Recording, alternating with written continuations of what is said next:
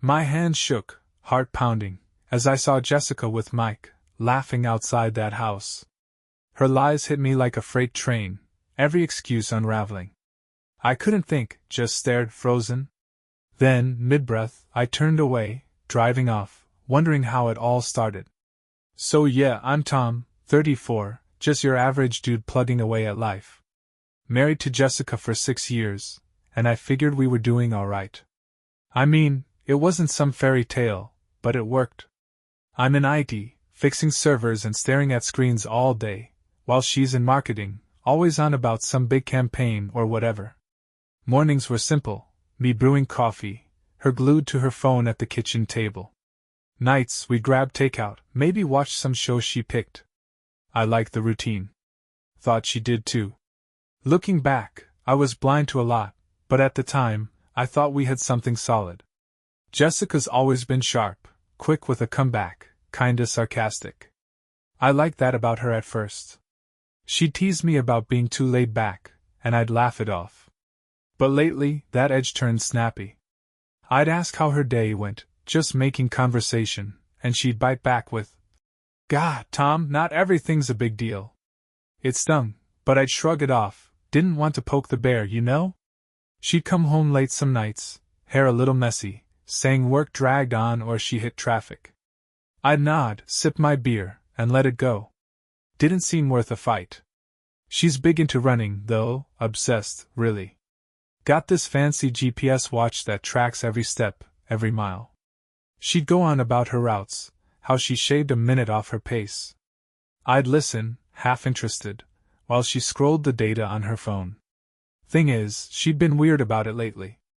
A couple times she'd get home, toss the watch on the counter, and it'd be dead. "Forgot to charge it," she'd mutter, barely looking at me. I'd raise an eyebrow, but that was it. Didn't push. Maybe I should've. Other stuff stuck out too, little things I didn't clock right away. Like, she'd mention meeting her coworker Sarah for coffee, but then Sarah'd post some gym selfie online at the same time. I'd see it later and think, that's odd. But I didn't dig deeper, felt like I was being nosy or something. And her phone? Always buzzing. She'd snatch it up fast, angle it away from me, like I'd care about her texts. I'd ask who it was, casual-like, and she'd say, "Just work," then change the subject. It bugged me, but I told myself it was nothing. Marriage is trust, right? We still had our moments, though. Sundays I'd cook pancakes, my one kitchen flex, and she'd sit there, smirking at my terrible flipping skills. We'd eat, talk about dumb stuff like where we'd travel if we ever got the cash. I'd think, yeah, this is us, flawed, but us. I'd watch her laugh, and it'd feel like enough. Maybe I was just clinging to that, ignoring the cracks. Because they were there, creeping in, and I was too comfortable to see it. Work kept me busy anyway. I'd be neck-deep in code or some crash system, and she'd be out doing her thing. She'd text me sometimes, short stuff like, "Running late, don't wait up," and I'd reply with a thumbs up. Normal, I thought. But those late nights piled up. She'd walk in, all breezy, saying she'd been at the office or grabbing drinks with the team. I'd smell her perfume, sharp and fresh, and wonder why it felt off. No sweat, no gym vibe, just that scent. I'd push it down, tell myself I was overthinking. Then one night she got home, kicked off her shoes, and the watch hit the counter again, dead, screen blank. "Forgot to charge it," she said, same as always, heading straight for the shower. I stared at it, this little black thing, and something clicked. Why is it always dead lately? She's so into her runs, brags about them nonstop, but no data? My gut twisted, just a little. Not enough to say anything, not yet. I picked it up, turned it over in my hands, and set it back down. Didn't sleep great that night, though. That itch was there, quiet but growing, and I couldn't shake it. That itch from the watch thing didn't go away, it got worse, like a splinter I couldn't dig out. I'm Tom, still 34, still stuck in this life with Jessica that I used to think was solid. Now, I wasn't so sure. She kept acting like everything was fine, same old routine, me with my coffee, her with her phone, but I couldn't unsee the cracks anymore. It wasn't just the watch. It was her. Something was off, and I was starting to pay attention. She'd always been good at dodging questions. I'd ask about her day, simple stuff, and she'd toss out vague answers. Oh, just meetings. Or, ran some errands. Before I'd let it slide, but now it stuck with me. Like, what errands? She'd never say. And her phone, it was glued to her hand lately. Face down on the table, screen lighting up with notifications she'd swipe away fast. I'd catch her glancing at it, smirking sometimes, then locking it quick if I got too close. Work stuff. She'd mumble if I asked, but her voice had this edge, like she dared me to push it. I didn't. Not yet. Her running stories were where it really started falling apart. She'd come home, all casual, saying she did her usual 5-mile loop at the park. I'd nod, but I'd notice stuff, like her shoes looked clean, no mud, even after a rainy day. Or she'd be dry, no sweat on her forehead, even though she claimed she'd pushed hard. I'm no detective, but that didn't add up. One night she said she'd run with Sarah, her coworker, and I just said, "Cool, how's Sarah?" She froze for half a second, then shrugged. Same old Sarah. And bolted to the bedroom. Later, I saw Sarah's Instagram, a pic of her at some bar, time-stamped when Jessica was supposedly running. My stomach flipped. Why lie about that? The GPS watch kept nagging at me. She'd still toss it on the counter, dead half the time, with that. Forgot to charge it. Lying. I started checking it, not syncing it yet, just looking. One day, she left it plugged in, screen on, and I saw the last run logged, 2 miles, some random street, not the park. I stood there, staring at it, heart thumping a little. She'd said she did 5 that morning. I didn't bring it up, didn't know how without sounding like a creep, but it stuck with me. Why lie about a run? What's the point? I started watching her closer, quiet-like. She'd leave for work, all dolled up, saying she had a big presentation, but then she'd be home early, no sign of stress. Or she'd say she was staying late, but I'd hear her car pull in way sooner than made sense. Traffic, she'd blame, but I'd check my phone, roads were clear. I'd sit on the couch, pretending to scroll Reddit, while she'd ramble about her day, piling on details that didn't fit. Oh, the client was a nightmare, she'd say, but her nails were freshly done, like she'd had time to kill. It was like she couldn't keep her own story straight anymore. One night she said she was hitting the gym after work, needed to blow off steam. I said cool, see you later, and she grabbed her bag and left. I don't know why, but I waited a bit, then drove by the gym. Her car wasn't there. I circled the lot twice, feeling like an idiot, but nada.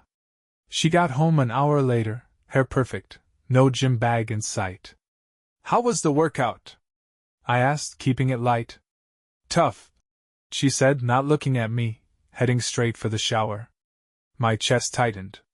I didn't call her out, couldn't yet, but that was when I knew something was seriously wrong. I pulled up the watch data that weekend. She'd been out, running, the day before, said it was her park loop again. I synced it while she was in the shower, hands shaky on my laptop. The route popped up, 3 miles, winding through some neighborhood I didn't recognize. Not the park, not even close. I sat there, staring at the screen, pulse loud in my ears. She'd lied, flat out, and I had proof. I closed the laptop fast when I heard the water stop, shoving it aside like it burned me. She came out, towel around her, all smiles, and I just nodded, throat dry. Didn't say a word. That's when it hit me, our life wasn't slipping out of focus, it was already gone. I'd been coasting, trusting her, while she fed me whatever kept me quiet. I didn't confront her, didn't have the guts yet, but I couldn't unsee it. The watch, the phone, the excuses, they were pieces, and I was starting to fit them together. I lay awake that night, her breathing soft next to me, wondering how long she'd been playing me. The doubt was heavy now, and I couldn't shake it off anymore. I couldn't keep pretending anymore. Jessica's lies had stacked up too high, vague excuses, that dead watch, routes that didn't match, and I was done guessing. Tuesday night, she breezed out the door, purse swinging, saying she was meeting Sarah for drinks downtown. Girls' night. She tossed over her shoulder, like it was nothing. I didn't buy it this time. My gut twisted as the door clicked shut, and I knew I had to check. She'd left the GPS watch charging on the counter, finally powered up for once. I grabbed my laptop, hands unsteady, and synced it. The app loaded slow, taunting me. Her last run was still there, 3 miles, some random street, not the park she'd claimed. Then I saw it, today's data, live, ticking since she'd left. No bar, no downtown. The dot sat 10 miles out, parked in a residential zone I didn't know. My breath caught. She wasn't with Sarah. She wasn't anywhere she'd said. I didn't think, just snatched my keys and bolted to the car. The watch app guided me, a glowing line on my phone, pulling me toward whatever she was hiding. Streets blurred past, my pulse loud in my ears. What was I even doing? Chasing a hunch? I didn't care. I had to see. The dot froze at 47 Oak Lane, a quiet street with sagging houses and dim porch lights. I rolled up slow, spotting her car in a driveway, crooked like she'd parked in a rush. I cut the engine a few houses back and sat there, heart slamming against my ribs. Then she stepped out, Jessica, hair down, laughing, alive in a way I hadn't seen in forever. And there was Mike, that guy from her office, arms slung around her like it belonged there. She leaned into him, grinning, and my stomach lurched. This wasn't a casual hangout. This was something else, something real, and it hit me like a punch I didn't see coming. I didn't move, didn't scream, just watched. Mike muttered something, she nodded, and they slipped back inside, doors shutting soft behind them.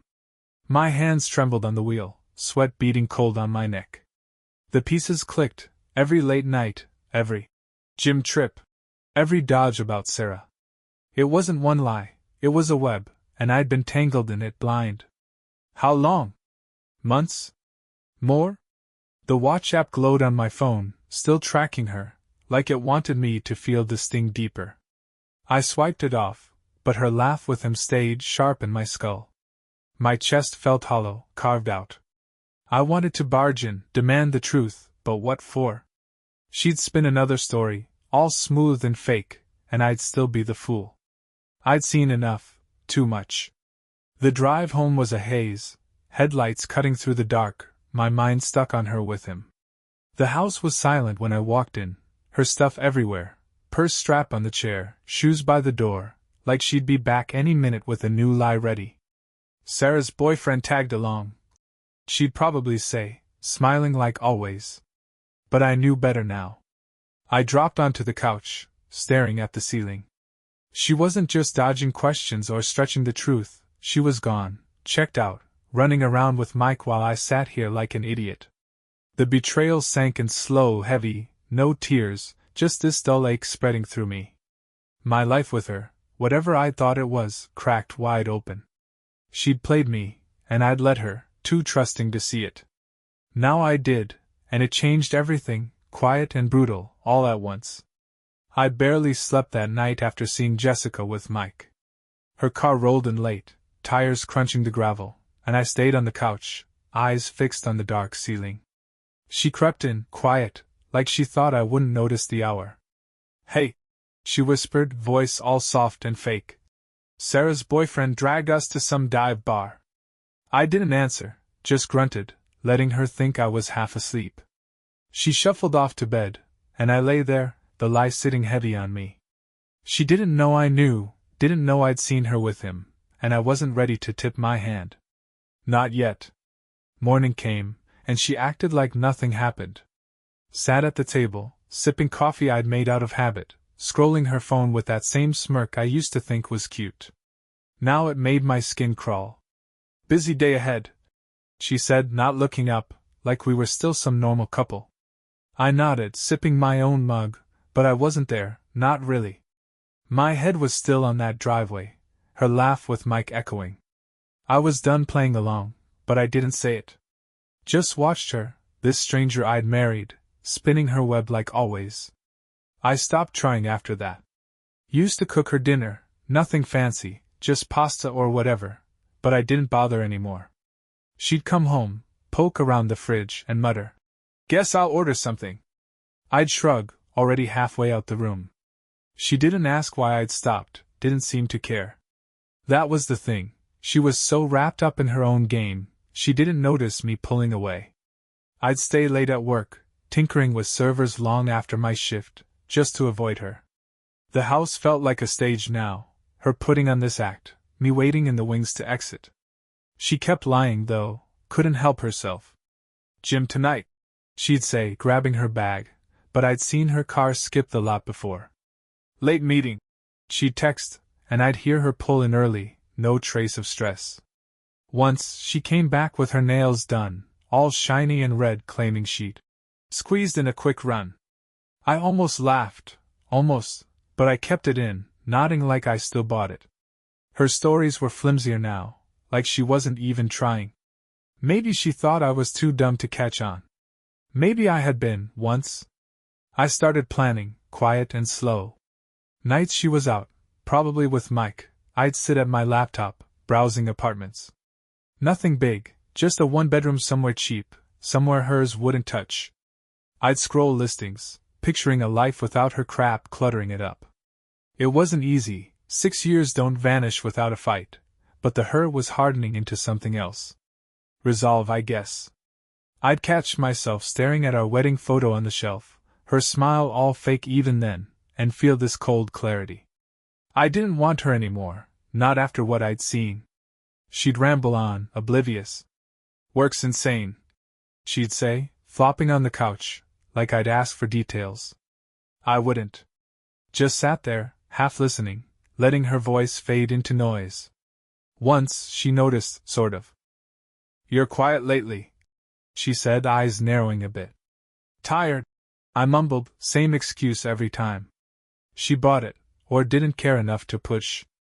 That was Jessica, always skating by, assuming I'd stay in the dark. But I wasn't. I was wide awake now, counting down. The pain was still there, sharp in my chest some nights, but it wasn't breaking me. It was fuel. I'd walk past her in the hall, her perfume hitting me like a memory, and feel this mix of anger and relief, anger at her betrayal, relief I was almost free. I stopped wearing my ring one day, left it on the dresser. She didn't notice that either. Or if she did, she didn't say. That's when I knew, she was too far gone to care, and I was too far gone to stay. I packed a bag in my head first, clothes, laptop, a few books, stuff I could grab quick when the time came. Kept it light, no baggage from this life. Work became my escape, my routine shifting to dodge her orbit. I'd sit in my car after hours, staring at the dashboard, mapping out the next step.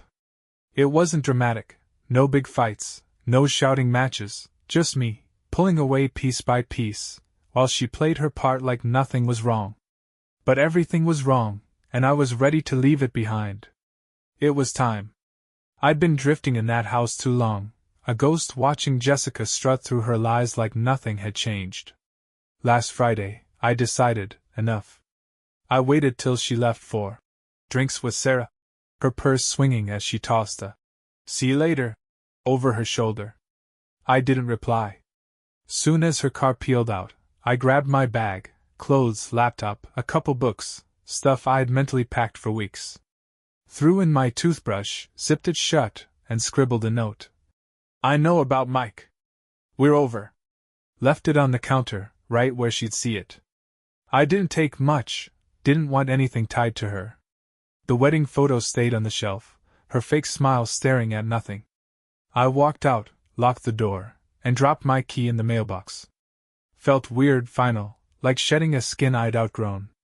Her car wasn't back yet when I pulled away, and I didn't stick around to see her face. Didn't need to. I drove to a motel off the highway, checked in, and crashed on a lumpy bed that smelled like bleach. It wasn't home, but it was mine for now. She texted later, saw it when I woke up. "What's this note about? Call me." No apologies, no panic, just that flat tone she always had. I didn't answer. Figured she'd shrug it off, tell herself I'd come crawling back. She was wrong. I went to the house Saturday while she was out, knew her habits too well, and grabbed the last of my stuff, a jacket, some tools, a box of old CDs. She'd left the note crumpled on the counter, no sign she cared. Typical. I walked out for good that time, her perfume still hanging in the air like a ghost I didn't miss. Buddy of mine, Dave, let me crash on his couch till I sort out a place. It's cramped, smells like his dog, but it's freedom. First night there, I sat with a beer, staring at the wall, and felt this weight lift, light, shaky, but real. Jessica's lies couldn't touch me anymore. She'd probably spin some story to her friends. Tom flipped out, totally overreacted. And they nod, because that's how she works. I didn't care. Let her have her stage. I was done being the audience. Monday, I called her, kept it short. It's over, I said, voice steady. Don't drag this out. She sighed, like I was inconveniencing her. Whatever, Tom. Your loss. That was it, no fight, no tears, just her brushing it off like always. I hung up, and that was the last of her voice in my head. Work's keeping me busy, same old IT grind, but I'm eyeing a transfer, maybe a new city. Something clean, untainted by her mess. Nights are quiet now. I'll sit on Dave's porch, dog snoring beside me, and think about what's next. It's not clear yet. New job, new place, maybe just some peace for once. The hurt's still there, a dull thud when I remember her laugh with Mike, but it's fading. I'm not mad anymore, not really, just tired of her game. I trusted her, built a life, and she torched it without blinking. But I'm out now, and that's what counts. Looking back, I wonder how I missed it, her dishonesty, her coldness. Maybe I didn't. Maybe I just wanted to believe we had something worth saving. We didn't. She's behind me, a shadow shrinking in the rear view, and I'm here, staring at this open road. It's scary, yeah, new start, no map, but it's mine. No lies, no act, just me figuring it out, step by step. I don't know where I'll land, but for the first time in years I feel free. Leave a comment with your thoughts on the story. And subscribe to our channel so you don't miss new interesting stories. See you soon.